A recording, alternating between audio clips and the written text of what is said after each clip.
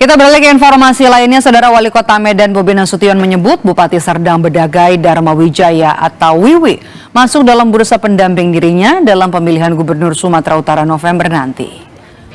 Bobi menghadiri turnamen Piala Bupati Serdang Bedagai. Selain membuka turnamen, Bobi juga dijadwalkan untuk ikut bermain bola bersama dengan Bupati Serdang Bedagai Dharma Wijaya atau Wiwi.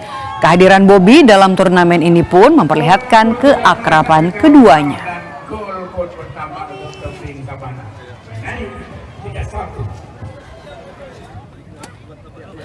Usai bermain bola, menantu dari Presiden Joko Widodo ini mengomentari isu pasangannya yang akan mendampingi ia maju dalam pemilihan Gubernur Sumatera Utara November 2024. Menurut menantu Presiden Jokowi ini, sejumlah nama tokoh politik masuk dalam bursa pendampingnya maju di Pilgub Sumut.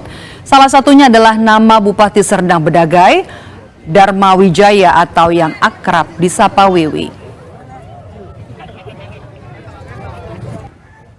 Semuanya punya kans, semuanya punya peluang, semuanya punya hak untuk dipilih.